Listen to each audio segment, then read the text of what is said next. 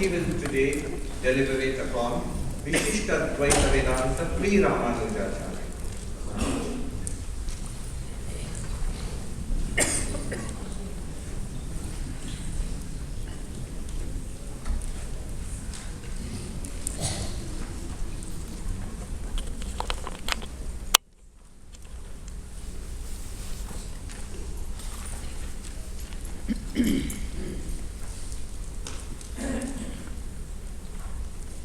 My respectful pranams to revered Sarvadevanandaji and Prapananandaji, and my loving salutations, namaskars to all other Swamis and Matajis, and my loving greetings and congratulations to all the devotees and friends who have assembled from all different places around.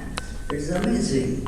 I'm not going to comment much on that because it has already been told that how beautiful this whole organization has been. And so my thanks to all the organizers. And let me turn towards today's this topic that has been allocated to me by the great Swami Ishatmanandaji. He is my friend, you know. But he told that this is difficult topic, we'll give to Yogatmanandaji. See, if friends are like that, who needs enemies? So, and not only Vishishtadvaita further, elaborated as before Ramanujacharya.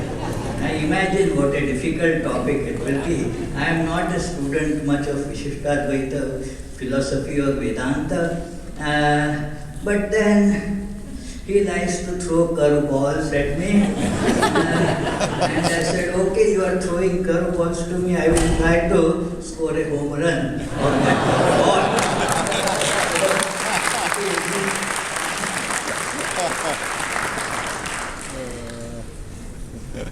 So Vishishtadvaita is a school of philosophy, and although as our dear Sarupriyananda translated literally as it means a particular Vishishta special category of non-dualism. When one studies that, you can see that it is a variety of dualism, not a variety of non-dualism. The categorical difference of the three is always maintained, but with connectedness. So, and this comes from our day-to-day experience. All these philosophies are springing up from the experience of people and how they try to analyze and fathom the meaning of that experience. One part of that experience is, the feeling, the experience of I and the world. That is matter of experience. I am and I see and I enjoy. Sometimes I am not able to enjoy this world. Sometimes it gives me pain, sometimes it gives me pleasures and all that. I hanker after getting many different things of the world. Okay, that's true. And then the third deity, third thing in this, after the two, I and the world, emerges as a matter of, logic. Logic is also based on experience. So, connecting the different experiences and arriving at something that is not experientially perceived, that is what is inference or logic. So, we infer the existence of a God, the God or a God, whatever it is. a God, when you see different types of controllers, they each have a domain of control. So, and a God means the one who is controller of all these little controllers. So, the God is inferred, not experienced as such, because we know that to manage even a small thing you require a controlling authority. Even a city like Huntsville has a mayor, and a city council to control it. So imagine this huge universe. It is unimaginably huge and so intricately connected and functioning like a well-oiled machine.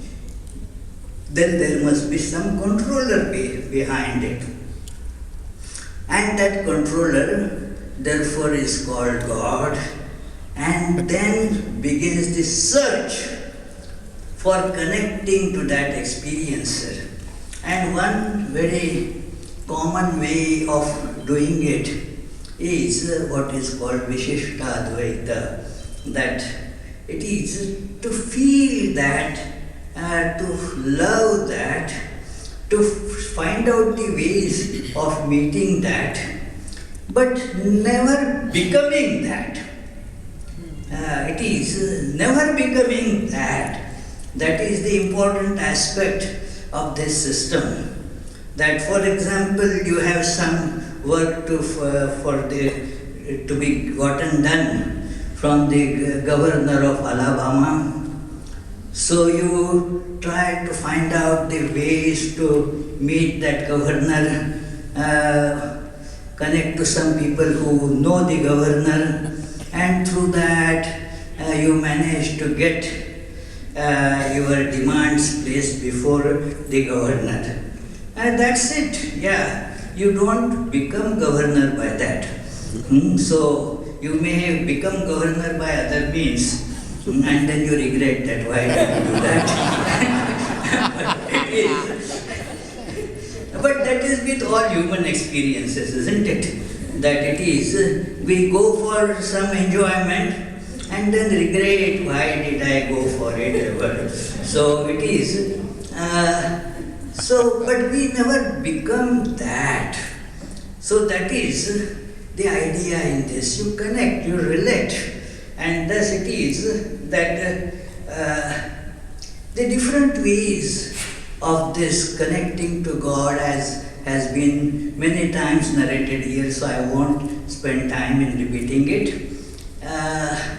The Vishishtadvaitis, they connect in a particular way that there is that God who should be loved, who is the source of all love. Again, that is experience and inference. We experience love, but where does this love originate from? That supreme deity, supreme reality, which becomes the source of that love. So you see, they connect to that through that love. So that is the way it is.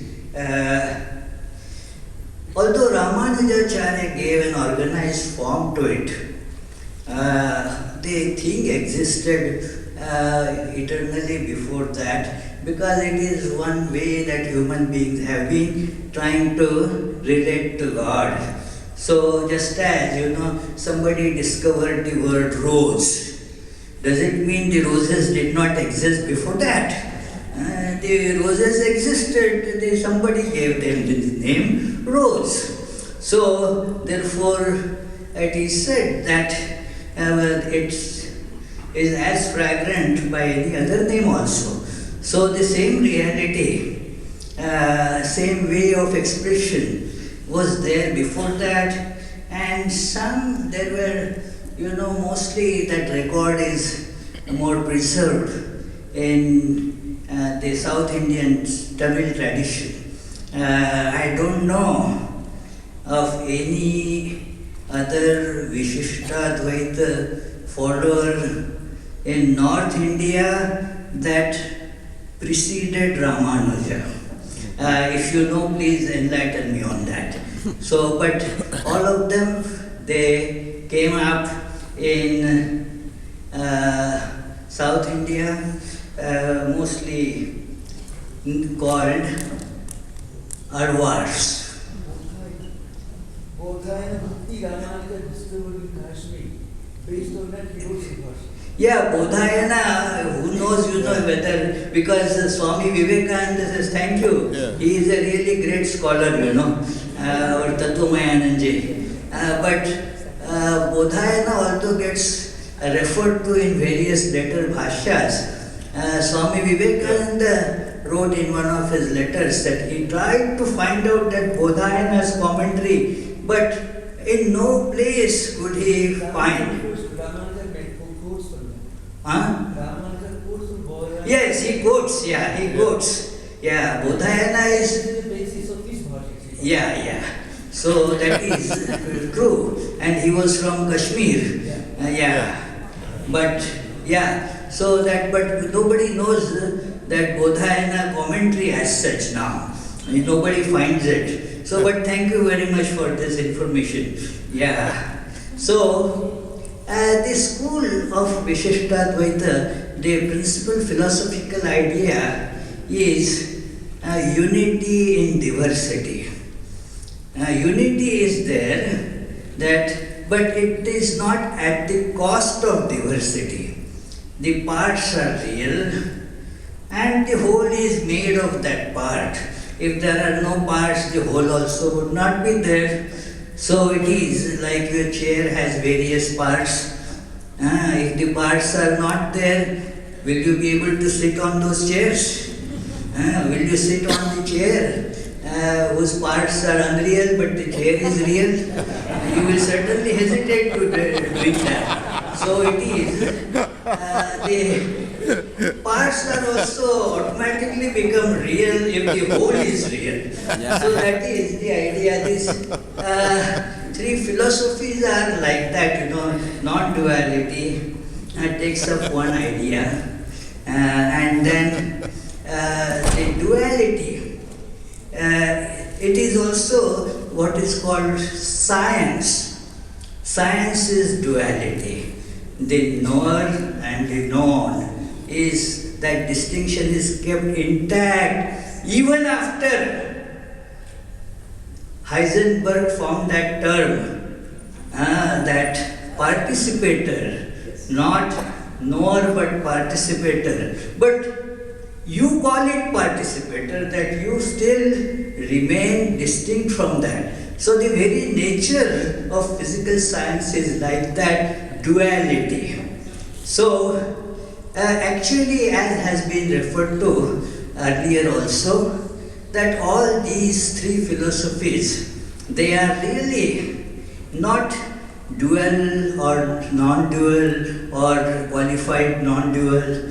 They all underline the oneness of the divine. So it is the real dualistic Indian philosophy is Sankhya philosophy, where the two distinct entities, the Prakriti and Purush, they never become one. So that is the real dualistic philosophy. Here it is philosophically the one in many. You discover one in many. Like you have so many bottles and glasses and that of water. So in all bottles and glasses, water is one reality in all of them. But that doesn't destroy the reality of glasses or bottles or whatever. If they are gone, then how are you going to drink the water? Tell me. So, therefore, that also is real. So, let me come to these 9 Rs. And 9 Rs and Alvars. 9 Rs I will come towards the end of my lecture. They are Vishishtadvaitis, but of Shaiva tradition. And they are not Vishishtadvaitis of Ramanuja's that Vishnu tradition. So it is anyway. So the first that we see amongst these was Andal, very greatly respected saint. It is she has, she is first of the women saints in this tradition, and she was born sometimes in 785. The death is not recorded. She just, it's said that she didn't die at all, merged with that Vishnu. She thought of Vishnu as her husband. She says she won't marry any other man than Vishnu. And right from there are so many beautiful anecdotes about her, that there was the priest in the Ranganatha temple, that there was one garland, and then he refused to put that garland on that Vishnu's body, because it was, he saw that that garland on the person of Andal. And so how can something that has already been put on by somebody, how can you put it on the person of God? That will be terribly sacrilegious. So he refused to do that. But then he heard or saw Narayan himself telling, no, I want to wear that garland.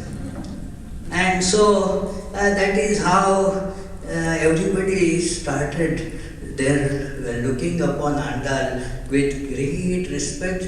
She was of highest devotional experiences, and two of her compositions, one of them I had a chance to study myself. Its translation in Marathi, and that is Tirupavai. It is a comparatively short one, 30 beautiful verses, full of such devotion and personal connection, bhava. Sri Ramakrishna used to say, without jemni bhav, temni labh. As is the bhav, so what you will get according to that. So she has this very concentrated feeling of God. And through that, she wrote these poems. The other and bigger book is Nachiyar Tirumuzi. So I have not personally read that. And she has a tremendous influence on this later Vishishtadvaita, these scholars. I don't think she wrote any philosophical work and had never probably used the word Vishishtadvaita. Nath Muni was another great devotee, and he wrote many wonderful works. He was credited that he has collected all these compositions of different alvars. They are called Divya Prabandhas, and that it is a Divya Prabandha collection, and he is also, it is told that he is author of Yoga Rahasya and Nyaya Tattva. So these are his compositions. Sorry friends, I have read none of them. So it is, although I had heard the name Nath Muni in the biography of Ramanujacharya. So Nath Muni had a lot of influence. I read in the course of my study. That is why, although I said, why Ishad gave me this terrible topic, I am thankful to him because he gave me the opportunity to study some of these great works. So I thank him for that. So it is. So, and I'm the one who communicated to you, and you told me why. so it is. No, I don't tell that reason because that's not correct, you know. So it is. Then comes a great teacher who is more known than Nathamuni because he was a direct teacher to Ramanujacharya. His name was Yamunacharya. It is said that his parents they were devotees of Krishna, and thank you. It is if I exceed the time limit, please adjust your watches accordingly. It is, so, it is. I don't intend to, but just in case. It is. So when they went to Vrindavan, and then they had that Yamuna Bhatin, and then after that this boy was born, so he was called Yamuna. So and then later on became Yamunacharya. So it is. He was full of such splendorous face, and as a child, an incident happened. That there was the time of Chola kings, and one of those kings there had a great scholar. His name, the given name was Kolahala, because he was very powerful in argumentation. Kolahala. So it is. So the king had allowed him to collect tax from every other scholar who has either learned from him or who has been defeated in argument with him. So one day this small child, Yamuna, was studying at one teacher, and that teacher probably either learned or owed the tax. He used to call it Vidya tax. So it is Vidya Shulka. So it is, he came to collect it. Somebody had he sent somebody to collect the pending tax, and this teacher had no money. So this man said, okay, and I will argue with Kolahala. And then it was I will be fast forwarding and coming, that finally their argument was, debate was set, and then at the debate, Kolahala's all these questions were answered by Yamunacharya, and then Yamunacharya asked him to refute these three statements, and by these statements he showed the inadequacy of logic. Logic is a good tool, good servant, but a very bad master. So it is, yes, yeah, and so it is. And he asked him three questions which cannot be refuted, at least in the court. His one statement was, hey, can you refute, Kolahala, can you refute that your mother was not a barren woman? Obviously cannot be refuted. Another statement, he said that, can you refute that the king is not a good king? Well, how can who will dare to refute that? And can you refute that the king's wife is a chaste woman? So Kolahala could not refute any of these, and then he explained to him that how limited is this sphere of logic. One has to learn to love God. And love transcends logic. It is For example, I eat ice cream not because of any logic connected with it. So it is because I love ice cream, that's it, isn't it reason enough? So it is, we love God. So it is like that. So he has written many books. Some of them I am fast forwarding here, that he then took up the vows of sannyasa. And then it is, he started teaching different disciples. Ramanujacharya also learned from him, and his many books one contains, one has the title Agama Pramanya, Mahapurusha Nirnaya, Atma Siddhi, Ishwara Siddhi, Samvit Siddhi, Stotra Ratna, which is very popular, and Varada Vallabha Stotra. So, now he said, now that you have to do it, she said, the end. So adjust your watches accordingly. And it is, everything he says, that is the Vishishtadvaita principle, everything is vibhuti of God. God manifests as all this.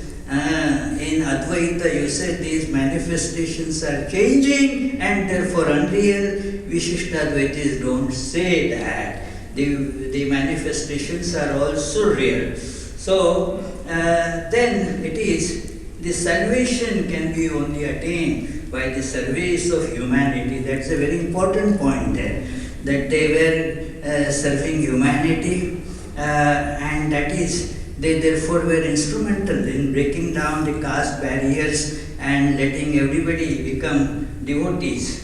And now I will come to Nayanars, who were Tamil Shaivat devotee saints who lived in South India between 6th and 9th century CE, known for their deep devotion to Lord Shiva. Now when you say that it is the God has form, now you cannot say only a particular form. And so there can be Shiva, there can be Shakti, there are millions of them can be there. And so these are the devotees of Shiva. And they also, their very famous titles, this is Bhakti movement.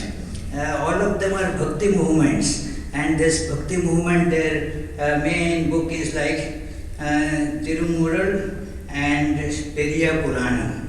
So this is therefore before Ramanujacharya, Vishishtadvaita school. Thank you for patiently listening to me. Bye for now.